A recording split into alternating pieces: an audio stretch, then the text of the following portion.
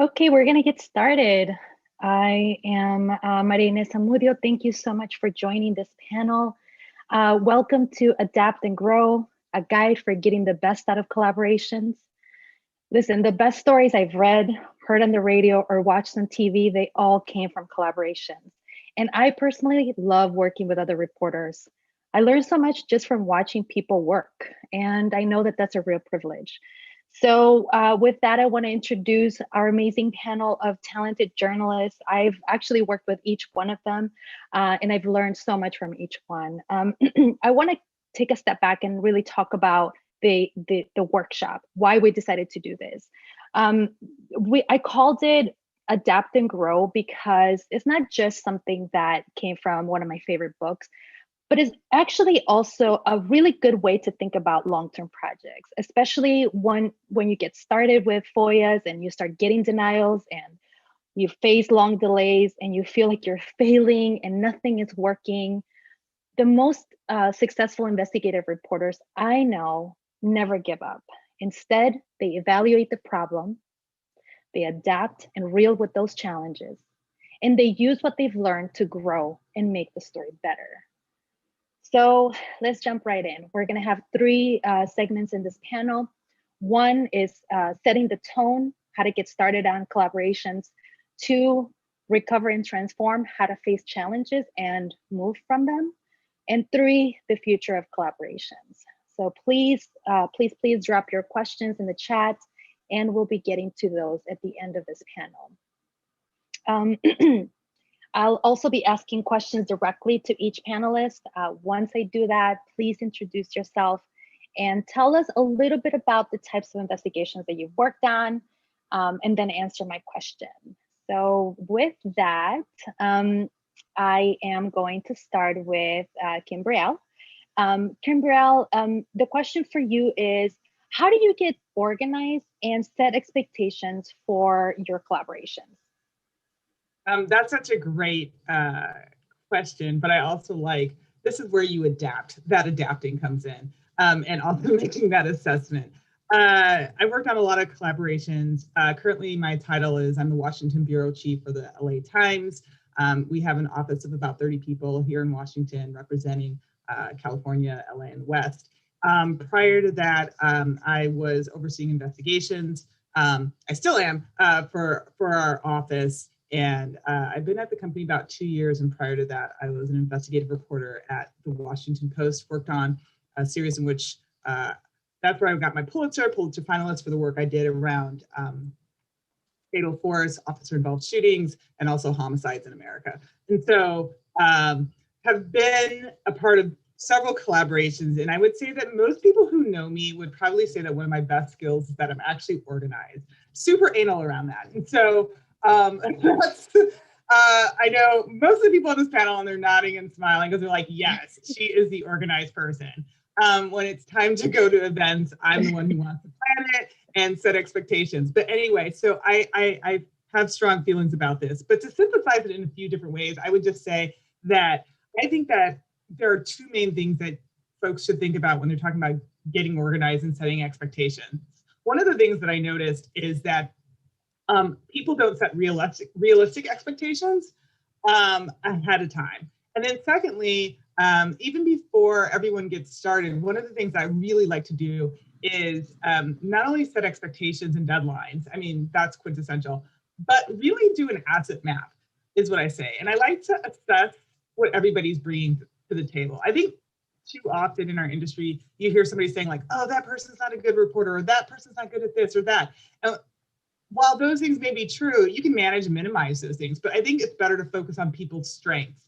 And so I often put people together collaboratively. I like to partner people based off of complementary strengths. And so that's one of the first things. I like to put somebody who is in love with reporting is generally not that same person who is in love with writing, and vice versa. And so I like to put people generally into these kind of like three buckets. Like you have your digger, your reporter type person, and then you have your writerly type person. They love words, they love structure, they love narrative, they love being able to tell a story and getting people to feel it. And then you have that data person who's like, I can program all day long, let me do something creative. And I like to put all three of those people together. And so that, you know, the competitive nature comes out, but it comes out in ways that the other person needs it. And so I like to asset map at the beginning, clearly identify who your players are on your team. And when you actually see the deficit, when you see that there's a hole, like, oh, I'm missing the reporter, or I'm missing the writerly person, or I'm missing the programmer, that you make changes and you're nimble enough to put that team together. It's like playing a sports team, right? You need to have all the players. You can't put a football team together without a quarterback. So that's one of the first things.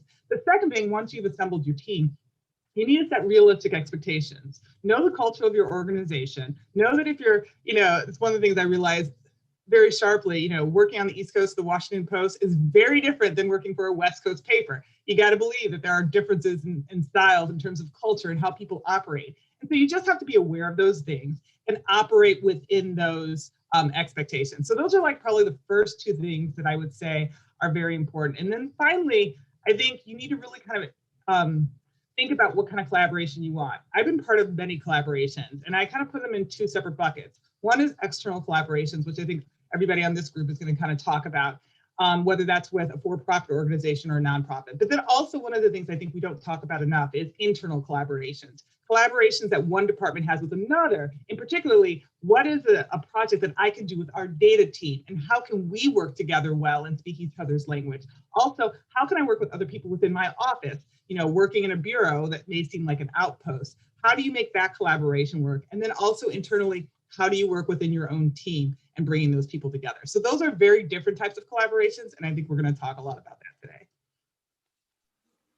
That's a great start. So I'm going to move on to Angela. Angela, please introduce yourself and tell us about the collaborations you've worked on. And then the question for you is one that I think you'll really enjoy.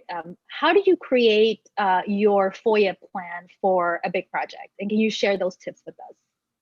Yeah, okay. Hi, everyone. I'm Angela Caputo. I'm currently working at APM Reports, which is a unit of public radio. And I'm from Chicago.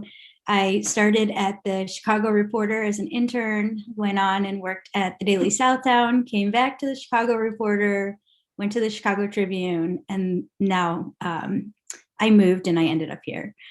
And I've done every kind of collaboration. I mean, starting back at the Chicago Reporter, it was such a small place that if we were going to do a big investigation, like we wanted to get it out. So how could we do it?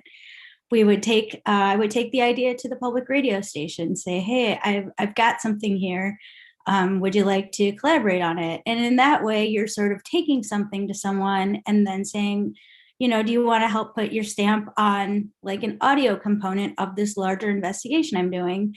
Or, did the similar thing with television. Where I'm at now and my collaborations since then have become more about starting together, starting early in a collaboration. So I think they're like different types, right? And you're thinking about like your best interest as you're starting a project. Like there are different things that can motivate a collaboration. And so you kind of have different expectations about what your partner will bring to it, depending on that too. And then, like each different type of publication has, they're going to tell this angle of the investigation, or they're going to tell the investigation in a different way. Like in radio, you're not going to have any numbers in the story. But if you have the digital piece, then that's probably a thing that will create change because you've really documented it. So it's like, think creatively, I think, about collaborations and how you can get your bigger investigation out. But also, collaborations can start at the beginning with just an idea, and like then you decide, okay, let's team up and try to figure out the story. And so I had a project like this that I just published, and I thought I could for me, I learn by seeing how other people do things. So if it's okay, I thought I would just share my screen in a second and show you kind of how I got organized on this one for my FOIA, or should I wait? Yeah. Okay. So this story, I partnered with The Intercept, Sharon Lerner, who's like an incredible investigative reporter, and she covers only the environment. And this story started back in Chicago when I was at the Tribune. I don't know if everybody or anybody remembers in East Chicago, Indiana, They discovered that there was a whole community of public housing that was built on top of a lead smelter. And for decades, the EPA, state environmental officials, everybody had been investigating the area, but somehow missed that there was a community full of hundreds of children living on a lead smelter. So then my question when I left there, and it just always nagged at me, and I always wanted to try to figure out how many other East Chicago's are there out there in the country. And it was a tricky, it was really tough to figure out because I don't even think the EPA or HUD or the government knows. So you're trying to quantify a problem that government does not even know. It's not like you're trying to dig out something that like this one little piece of information that someone's trying to hide or whatever. You're actually trying to build the case for why they should actually do their job and investigate this so people aren't living in danger. So this story started with a federal FOIA to the EPA because I knew that there was a committee that got together. They had this memorandum of understanding and they came out with this top line number, and it said like 70% of Superfunds have public housing, low income housing, federally subsidized housing within close proximity. And so I wanted to see that data. But I got the data from HUD or from the EPA, and I didn't trust it. And I knew that this couldn't be a data story. I knew that I couldn't just take this data set and say, here's the problem, here's where it's at, here's the number of units, because again, I knew that it was wrong, but I knew that I could use it to try to get closer to the truth. And so what I did was I turned this data set into a giant FOIA project. And this is where I'm gonna share my screen with you. I'm so sorry, we're having some tech issues and we can't share your screen, but I think that it's useful for us to really hear your process. Okay. So yeah, as you're sharing it with folks, if you want to send it to me, I can try and share it. Well, that's okay. Wait, it says try now. Try now. Okay. Crap. Wait. Okay, so I'm going to talk while I'm setting this up. But what happened with this project was Sharon Lerner, through my reporting, I heard that she was trying to crack this too. And so going back to what Kimbrielle was saying was like, think about your strengths and think about what you do differently. And I knew that Sharon was deeply sourced in the EPA and that she had a different style of pursuing investigations. They were more like story first.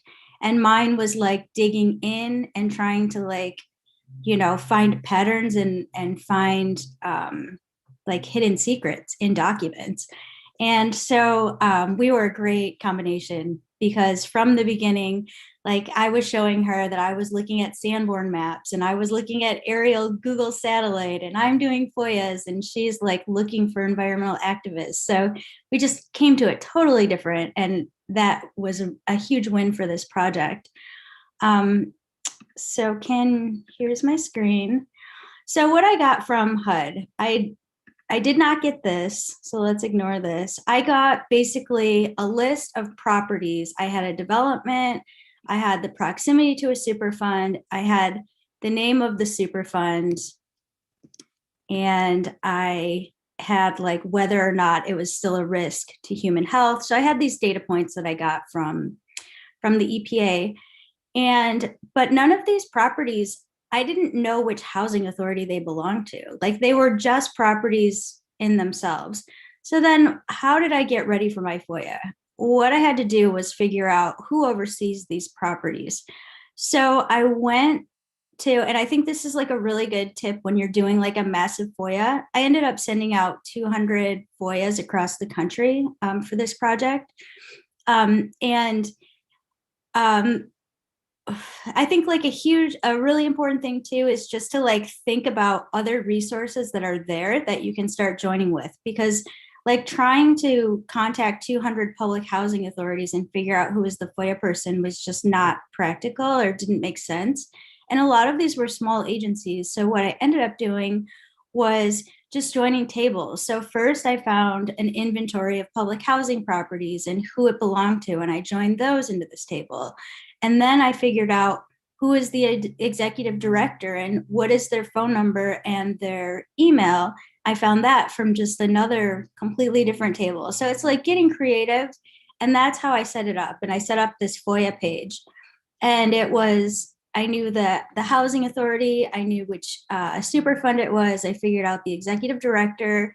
And then this is something that just makes things easy when you do a mail merge giant FOIA is, and this I think I just copied and pasted off of Wikipedia or something like, what is every public records law in the, by state? And then I just join them in. So then when it gets to them, it looks like actually professional. Here I, when I sent it, I need to submit a form here. That was ridiculous. When it was done, and these are like my notes that I kept along the way. And then when it was finished, and then when I would get the information, I would constantly update this spreadsheet. And it looked like this. I said,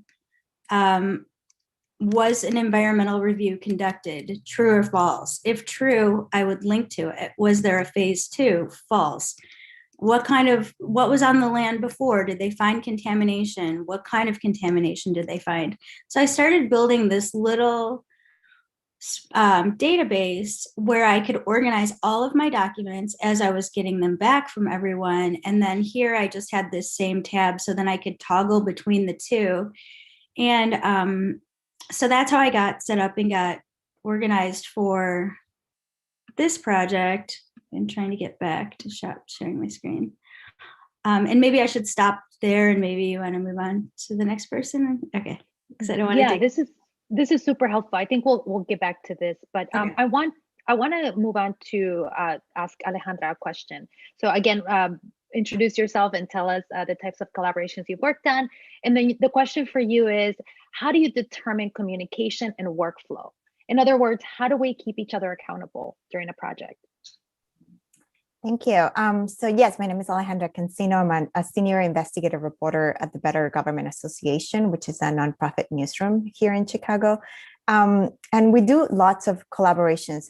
We're very small. We're a team of 10 in the newsroom, and we do exactly what you heard before. Is a lot of the time, a lot of the times what I think about before getting into a collaboration is, who do I want to work with, right? And I almost think of this as like, oh my gosh, I can work with anyone I really admire. So last year, for example, I worked with Maria on an investigation. I was super excited to see both of our violins in the story, but we every story, and it's interesting because I feel like sometimes when you think you're going to do a quick investigation, it turns into this big, massive project, and you start having to FOIA a lot of documents. So for that investigation that Maria and I worked together, we actually filed 45 different FOIAs just to get at a couple of things that we actually needed. And it became this massive rabbit hole. We kept trying to find where it was going to lead us. And so for that, I mean, I do echo what Kimbrielle said earlier, that it's a lot of organizing yourself, a lot of creating. I have a lot of folders and subfolders and spreadsheets that tell me what the folders are and where things are organized, especially when you're working with someone who is not in your newsroom and someone who has to do a lot of daily reporting. I mean, I'm very lucky in the sense that I get to focus on my project 100% of my time, but a lot of the times I'm partnering with someone who has to do daily work. And so we set up a method of checking in weekly so that we knew exactly what I had done throughout the week and what my colleague was able to do throughout the week as well. And we would come together and kind of reassess where we were with clear, I mean, one of my favorite lines in a meeting is like, okay, next steps. And so we clearly delineate where we are and where we need to go. What can we do this week, right? Because a lot of the times when you think of an investigation, especially early on, we reporters tend to get really overwhelmed. I don't know where to go next. I could go left, I could go right, I could go anywhere. And the answer from our editors a lot of the times is like, yes to what? Yes to everything. Go left and right and go everywhere. And so it was important for me to start taking notes and keeping sort of like a diary. Here's what I did on this side of the tip. Here's what I did on this other side of the tip. I worked on a story about O'Hare, and for that story, I was working alone mostly, but I had to keep track of basically 3 different stories that we merged into one massive story. And so that required 3 different levels of reporting. And I would report 1 week on one project, put it down, report on the second project, put it down, report on the third project, put it down, and kind of that way I kept making progress on it. And so that when my editor will meet me every other week, then I will be able to have new information on every single one of those projects. And that just require massive amount of organization to know where everything was. And that's when I learned about keeping a diary for every single project. So I would know exactly where I left off, what my thinking was at the time, the questions, just keeping your clear questions. It's like, I looked at this FOIA document today. This is what it told me. This is what I still don't know about that this project. This is where I need to go next. Thank you. And, I was doing a lot of daily work, so your organizational skills really saved the day. I want to bring Jeff into the conversation. So again, introduce yourself and tell us the projects that you've worked on. But one important skill that Kimberell sort of mentioned, but I really want you to go into details about this. How do you identify the skills and assets each reporter brings to the table? And how do you use those assessments to divide tasks? That's such an interesting question. My name is Jeff Hing. I'm a data reporter at APM Reports. I work with Angela, and we've actually worked before at the Tribune as well. And my current job is literally to support investigations at local public media stations. So all of that work is collaborative. So I've worked with Angela on a number of stories about voting rights, as well as some stories about equity stripping in the housing market.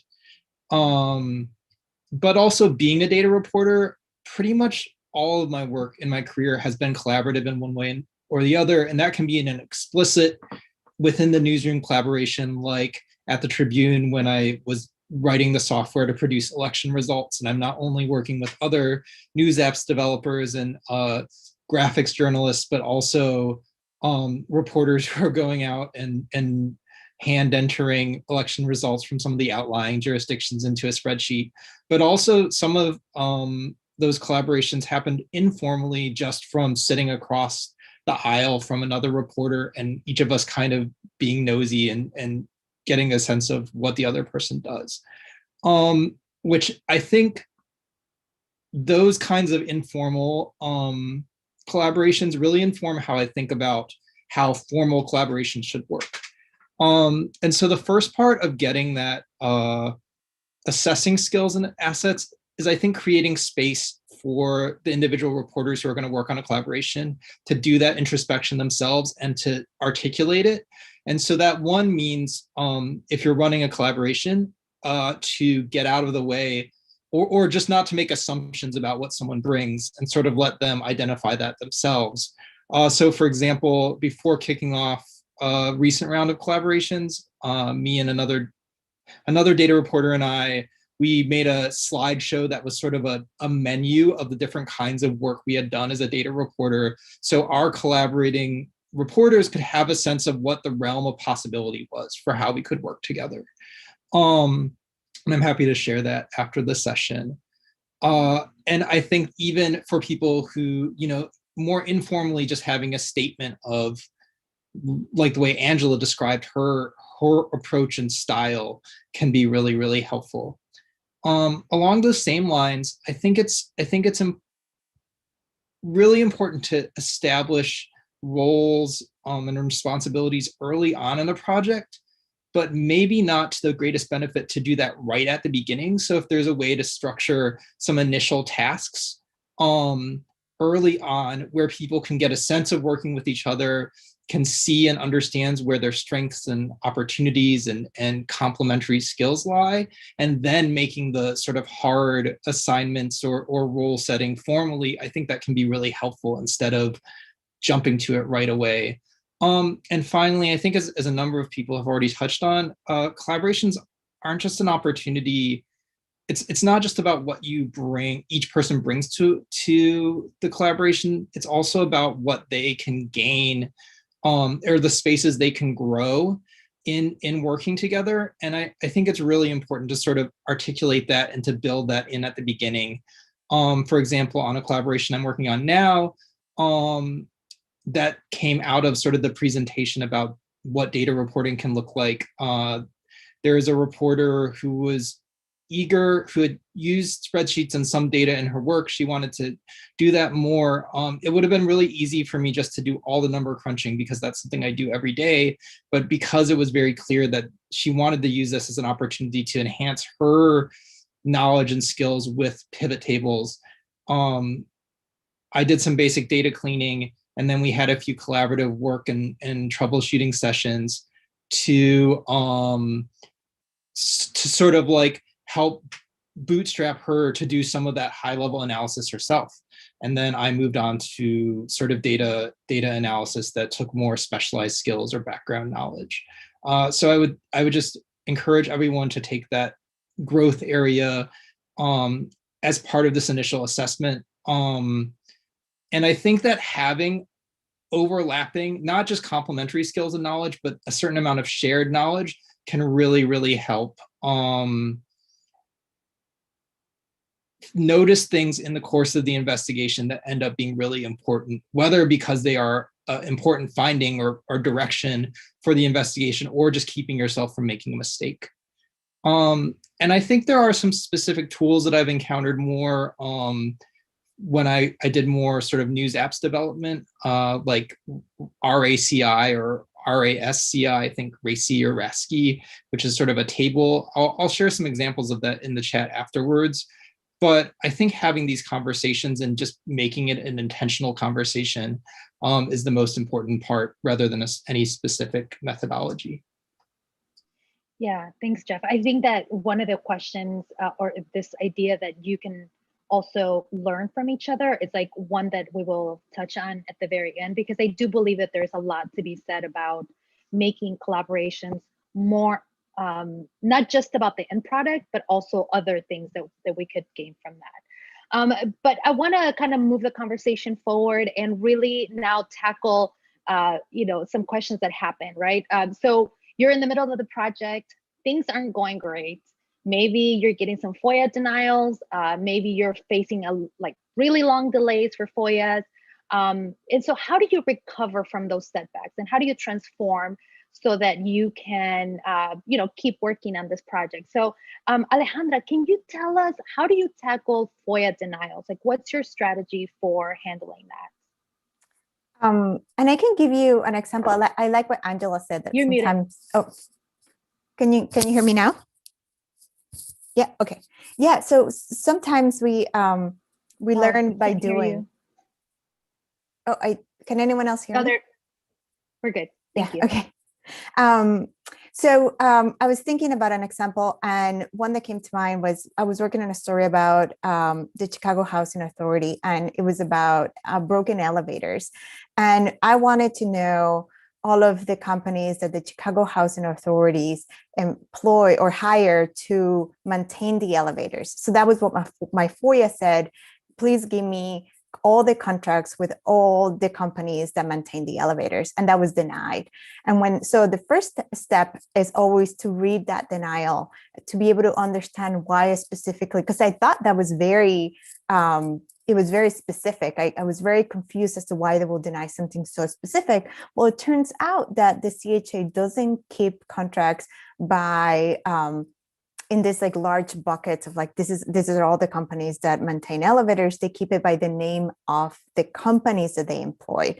So I needed to do more research to try to figure out which companies they employ to maintain the elevators, and then FOIA the names of those companies basically one by one. And so that could be a bit of a cat and mouse game, right? Like, how do you know what you don't know?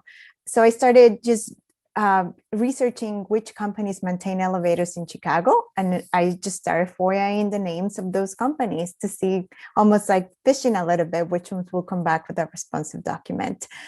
So it's something that I think, Maria, you mentioned in the beginning, is not giving up, trying to figure out another way to get the information that you need. And something very quickly I wanted to touch on about communication. I think that we are in a communication industry, and we sometimes believe that because we're in an industry that communicates, that we know how to communicate with each other, and we don't really have that, are not really equipped as great communicators. And so it's a learning process, working with each other and learning how to communicate with a new person. It's a long road. And I think that the main focus here is something that Jeff was saying was, how do we learn from those mistakes? And there will be mistakes along the way, and there will be problems. And I think the key is learning how to tackle those problems and how to ride the wave and come out the other way with a positive relationship with your partners.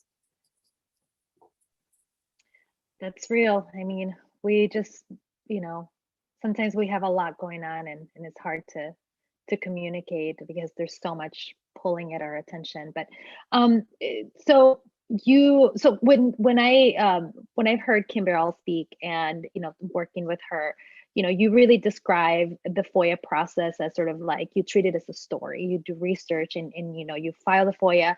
But what if you didn't? What if you just like filed the FOIA and it wasn't the best? How do you take a step back to reassess your FOIA strategy?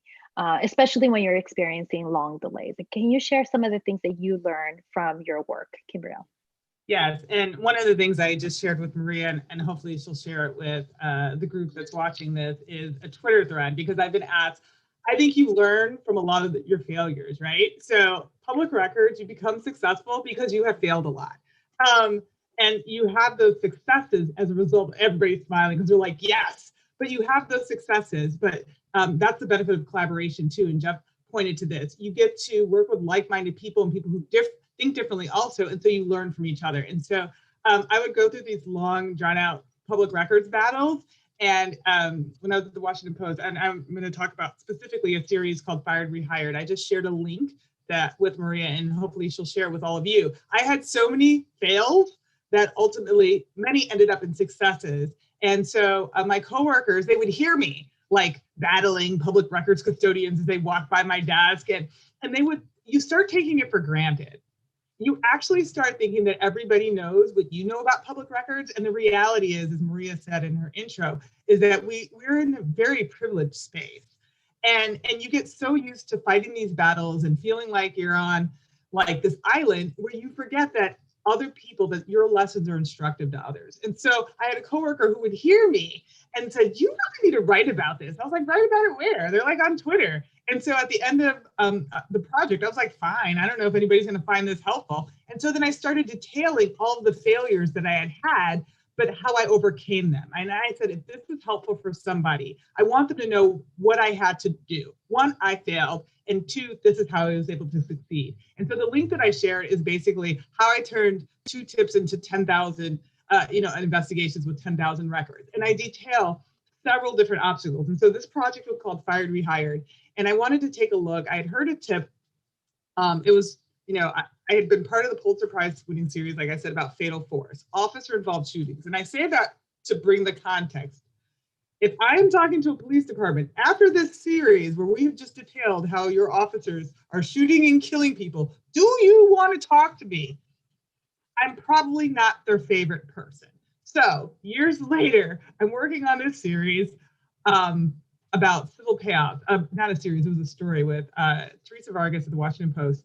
And I called this police chief, and she was answering my questions, but then she went off point and she started like complaining to me about, you guys are this, and like the whole thing about how we're unfair. But she's like, what you're not writing about is like, officers who have done bad things. We have taken action. We have fired some of these guys. The problem is they keep coming back, and then we have to rehire them. And I was like, okay, that's just, I don't understand this. This doesn't make sense.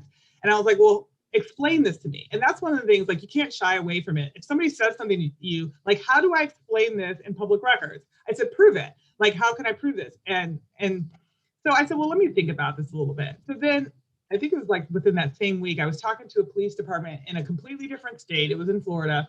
And they said the same thing. Well, I don't think that these people knew each other, but they were talking about the same concept, that an officer could get fired, could be gone from the force 1 year, 2 years, 10 years were some cases that I found, and then get their job back. Sometimes they would get their job back from the same police chief that had fired them. And I was like, is this a national phenomenon? So I set about picking like the top 50 police departments in the country, the largest that would have the largest number of sworn officers, to see if this was a phenomenon. If it was happening in these places, maybe it was happening elsewhere. Because what I found out when I had this person tell me in Florida, I said, again, prove it. How can I get this in a public record? What do I need to say? And so they said it to me in the language where I needed to ask for it, because as you all know, in submitting public records, you need to ask for the right and specific thing. Otherwise, you are not going to get what you want specifically. So I typed it up as the person was saying it. I submitted the public records immediately after I got off the phone with them. And within 24 hours, I had the records. Obviously, this is Florida. This is not how public records operate in the rest of the country, including in Chicago. However, but the lesson learned was that the information was gettable, that, and even though Florida was easier to get public records, maybe I could scale this out to 50, these large 50 departments. Well, that was ambitious, and I clearly hit roadblocks. The reality was that when I got the names, I ended up getting the names of, found out that, let me see, of the 50 departments, I got records from 37 departments. Turns out there were 1,800 officers that had been fired over that 10-year period that I was looking at. I logged that, but 451 had been rehired. And that doesn't include everybody who had applied. That's just the people who were rehired. Not everybody who got fired rehired their job. So obviously that rate is like much higher, right? The success rate. And so I said, oh, I want to know what these people did, right? That's your natural inclination. What do they do to get fired, and what do they do to get rehired? Well, I ended up finding out you're going to have to get that from like an officer's internal affairs jacket. Well, their file, excuse me. Well, how much is that file going to cost? I was getting the cost estimate, and this was pretty standard, between $300 and $500 per officer. You do the math. I worked at the Washington Post at the time. And the company's owned by a billionaire, most, richest man in the world at the time. He's probably not going to spend, if you did the math on 451 officers, that's $250,000 to get some public records. Probably not going to happen. So I failed. I had to figure out, how can I get these records without paying that kind of money? And so that is where I kind of detail these examples. And so I ended up I worked really hard, and like Maria said, I feel like with public records, you need to attack your strategy the same way you would attack a daily reporting assignment. Sometimes we sit back and we think about things for way too long. And so we get into this conversation, and then your investigation drags on. It turns out from like 3 months to 6 months to 1 year. Well, apply some strategic thinking a little bit earlier, right? Apply some synthesis and convert that. If I was working on this today as a story, what would I do differently if this was a daily story? And then your thinking changes. And so I started thinking like, well, maybe I don't need the officer's entire file. Maybe I just need the record in which they were fired, the precipitating event, right? So let me get the documents about each of these 400 officers, 451, on the precipitating event, perhaps, that got them fired and that got them reinstated. But then I ended up finding out that there was this other agency, civil service document, that actually had all of it was like a summary of each of the reinstatements. And those were only 5 to 10 pages long. Well, as you guys know, as public records reporters, a lot of agencies won't charge you if it's something like 5 to 10 pages. So if I have a record for 400 officers, it's 5 to 10 pages, and most agencies aren't going to charge me for that, all of a sudden I went from $250,000 as a possible cost to something that's actually probably less than $1,000. And so that was the route that I ended up going on there. But I did run into stumbling blocks, like Tennessee didn't want to give me any records, and you'll see on Twitter with a little bit of snark and bold and emphasis added, it's clear that by my signature line that I did not live in Tennessee. And so it's like I worked in partnership and collaboration with a reporter in Tennessee to file those records requests and to get the information that I need. So you just have to be nimble, you have to be strategic. You really have to look at the resources that you have working in the room. I used was not enough. I have public record skills, but I knew that I needed help. And I didn't have a lot of other reporters at the Post to give that help. So I basically used a group of interns who was working with us at American University. And I think that's another partnership that a lot of people don't either have the time for, but I was able to use the skills that I had and I transferred it to our interns. And so I would definitely check out that link because I have a lot of other tips there. Thank you. That was super helpful. So we have about 20 minutes left, but I do want to get 2 more questions in, one for Jeff. And if you can maybe if brief answers. So how do you deal with agencies who reject your data request? Because I know getting data can be really, really challenging. And then also, how do you deal with agencies when they charge you thousands of dollars? Well, I think everyone has talked about different strategies that will get around some of those scenarios, and Kimbrielle in particular. So I'm going to focus on one kind of rejection or fees, which is one that arises just from the FOIA officer not understanding the request.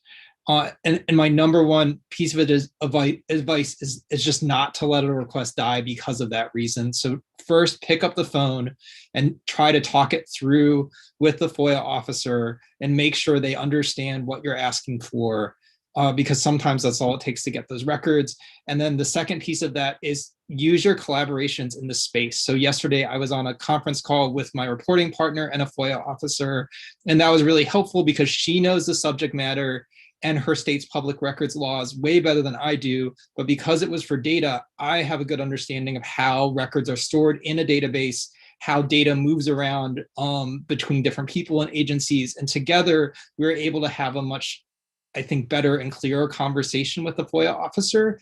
And also, it's really helpful just to have somebody else to hear what someone else is saying, and you can double check to make sure, afterwards be like, did they really say that? So leverage your collaborative power in these conversations with FOIA officers as well. Okay, one last question for this section for Angela. And I picked you specifically because I think you're really good at this. How do you get people to buy into this project and keep the excitement going throughout the entire project? Well, I think the most important things in a collaboration are, 1, lose your ego and just be a good partner, be gracious. Like this last project that I was showing you guys the spreadsheet for, my partner dropped out for months, was like, sorry, I don't have time. I can't work on this. And I just kept going. There was one place that she'd identified, and we did lead testing. The public health department said that the apartments were safe and there was not lead. And I just kept going. So even though she pointed me in this direction, I did it. I wrote the draft, and then it was weeks before we were publishing, and I just kept the door open. I kept copying her in on things. I think that's what makes a good partner. The story is not about you. It's about getting it out. It's not about credit. And that's how you're going to have the best relationships. And I'm telling you, even though Sharon came back late at the end of the project and I'd wrangled it into a draft, the story improved tremendously within those last few weeks. So it's just keep an open mind. Be patient, understand that your partner might have things come up that they're not expecting. Keep a level head and really do things out of with a good heart, and not negative. And, fight for what's fair in terms of credit and stuff. But just, that's my advice on that. It's all about your frame of mind and the way you communicate with people. I agree. So I know we're running out of time, but I do want to have one last question, and this is for everyone. When I think about good collaborations, I don't just focus on the end product. I also think about the experience. Was it equitable for everyone? Did everyone have an opportunity to learn? Did everyone get an opportunity to share what they felt during the process? So this question is for everyone, and it's just maybe we can start with Kimbrielle and then move whomever's to your left. What is a more how do we create more equitable collaborations and partnerships in the future? Oh gosh, I was hoping you wouldn't start with me because I think that's such a it's such a great question. I mean, I think that there's a lot that it depends how you define equity, right? I define it a few different ways. I mean, I'm a person of color, I'm a woman of color, I'm a public records reporter, I'm an investigative reporter, I wear many hats. And I think I'm very mindful of that when teams are getting put together. It goes back to what I said at the very beginning, like assess what your strengths are, but the thing you also really need to think about, particularly if you're a manager or an editor on a project, I work with so many talented people, but assess where your hole is. What am I missing? Do I have people of color who are at the table?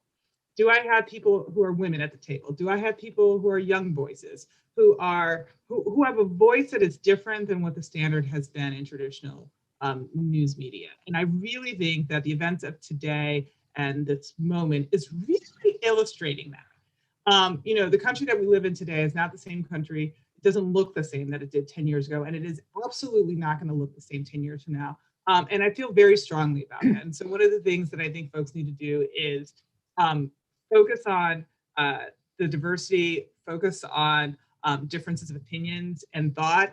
And instead of like shirking and saying like, oh, this person is different from me, like embrace that, knowing that if you don't have that person at the table, just because it's different from you for whatever reason, that's probably even more of a reason to have that person at the table, because there's an audience out there that you're missing. And I will say that, and it's super clear. And I love working for the LA Times. And I think that, one of the things that's so great is like, I'm working in Washington, in which our nation has a growing population for people of color, right? And we have a certain number that by a certain year that minorities are going to be the majority. Well, guess what? I work for a state in a city in which that's already the case. And so I'm operating within this dynamic that the voices of color for people of color is important. The voices of African Americans, the voices of Latinos, the voices of people who are young, the voices of progressives, voices of people with disparate political beliefs and thinking. And so I just think that as we think about equality, we have to do our own sets of audits, both as reporters, both as creatives, as editors, that we need to, at the end of the year, take a look at our work and really put a sharp focus on not just what did we produce, which everybody generally does at the end of the year. They're like, oh, what awards can we apply for with these, public records? But what did we miss? And really have an honest assessment and conversation with yourself.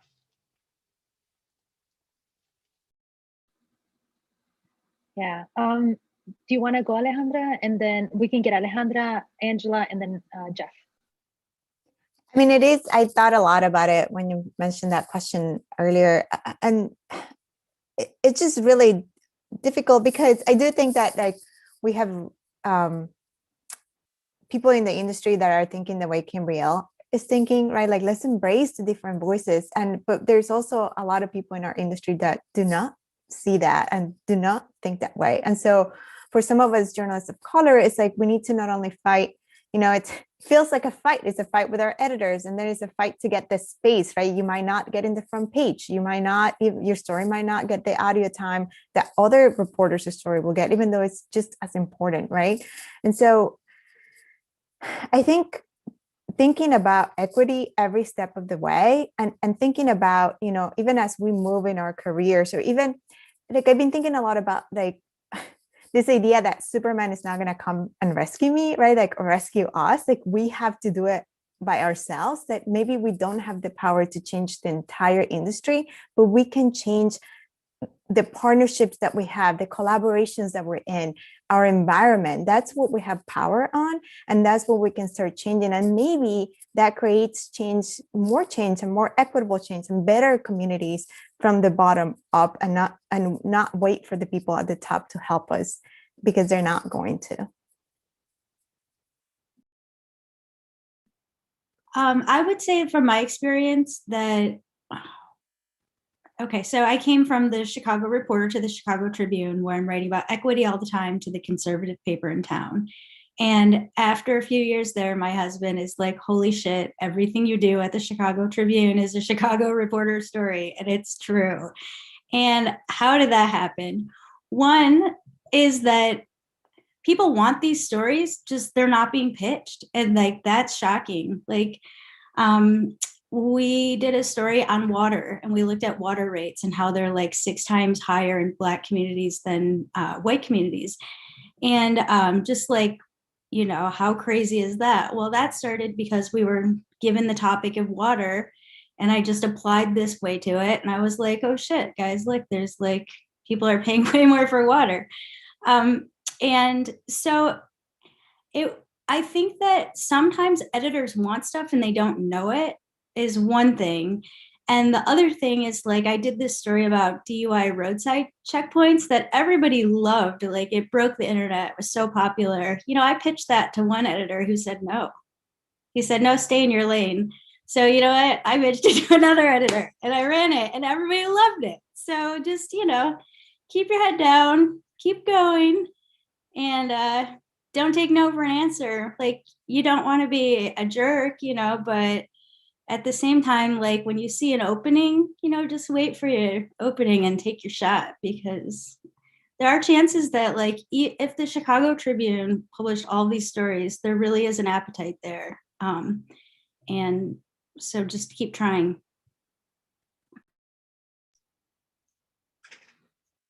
I'm going to talk about a dynamic that I see really specifically in public media and nonprofit media, which is that a lot of collaborations come tied with funding, which I think is a really fraught dynamic, because it makes it really, you know, or news organizations are strapped.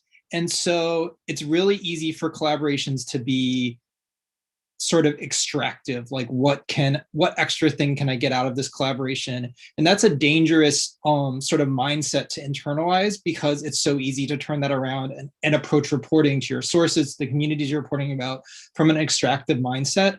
So I would say, for anybody who has agency to push back on funders, I think it's really important for them to set realistic expectations for giving these resources, to trust that news organizations and the reporters that work for them are going to do awesome things in collaboration, but maybe not set the bar so high so that there's this huge amount of time wasted on the theater of sort of performing what the grant is asking for, when everyone could be reporting and doing awesome stuff that everybody would be happy with. And I think in that environment, it's really important for those who are initiating the collaboration to be real about the degree to which it's mercenary, because you know, the degree to maybe they're not fully committed, because if everybody is on the same page with that, at least everyone knows, and that's a starting point. And within that, you can figure out the cool things that you can do.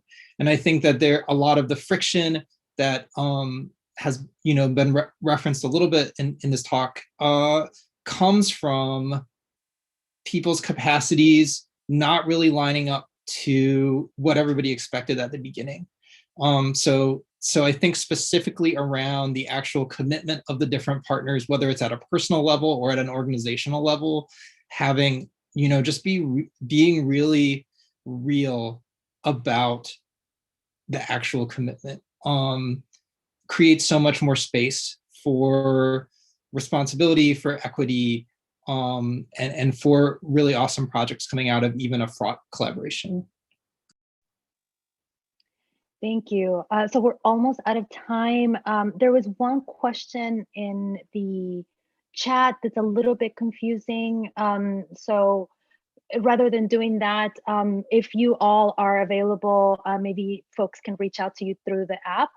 And everyone has a profile on there where you can message people if you have specific questions. So that's available. You can also follow us on Twitter, and all of us are very accessible, so feel free to do that as well.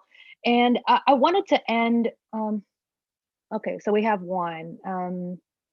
How would you suggest reporters in small towns or tiny shops get into collaborations? Anyone want to take that question? I'll say really briefly that as fraught as I just talked about it, I think there are a lot of opportunity. There's a lot of fetishization and attention, as there should be, of local reporting. And so there are, I think, funding opportunities to for that. Really high profile one is ProPublica's local reporting network, but there are many, many others. So that when you can maybe bring some funding to collaborate, it's easier to sell it to an editor. Just be aware of how that can make it fraught. And I think just, doing it on a reporter by reporter basis, if there's a reporter who's working in a space you're interested in, you think there's a local angle to your story, maybe just reaching out and, letting that happen organically.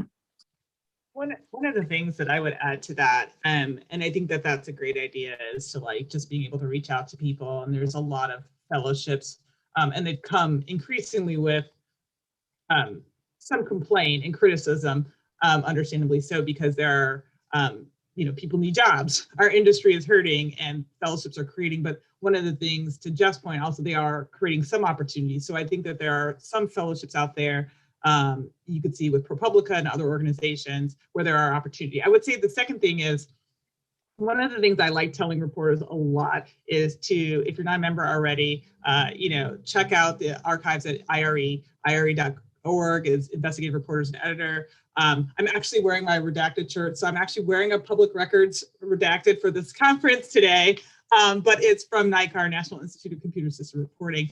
And so one of the things that I love, I call it my recipe book. Like, if you're going to go I can't make banana bread to save my life, but if I were going to make it properly, I would need to follow a recipe one by one. And for everybody for the last, I think, 4 decades who's been trying to win the annual IRE Awards, and everybody wants to win it with their social science methods and their reporting and their collaborations. So they apply for the award. It's got like a questionnaire. I think there's 13 questions on it. And it basically is a recipe, step by step, of how they did their investigation. And one of the things I used to tell young reporters, and also when I used to work at the Chicago Reporter with folks on this panel here too, is study them, read them. It's like 2 pages, and it's a free resource. And you pick projects that you see people have done in collaboration with each other. Go and study their award entry. You can access this stuff for free.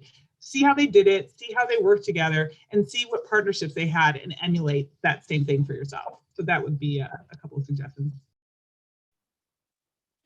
Great. Well, we don't have any more questions. I do want to take a few minutes just to thank you all for being so kind and sharing all of your secrets and being kind and just keeping this conversation going. The last thing I want to say is for everyone to just really understand that there's a lot of things to be sad about right now. There's a pandemic, there's a storm in Texas, there's just a lot of really awful things that are happening. What I really want you to take away from this session is that you do have a lot of power. You have a lot of power in the stories that you choose to do. You have power in the ways that you choose to engage with other people and learn from other people. You have power in the ways that you can advocate for your stories, for your sources, for yourself. And so I really want you to take ownership of that and really move forward and really think about the stories that are important in your communities, whose voices are not being heard, watchdog reporting, and all of that. So with that, I want to thank you all so much for joining us. We'll be in the conference, so feel free to send us messages or tag us on Twitter, and we can keep this going. Thank you all so much. Thanks, guys. Nice to see y'all. Thanks for the pep talk, Maria. Always. I love those.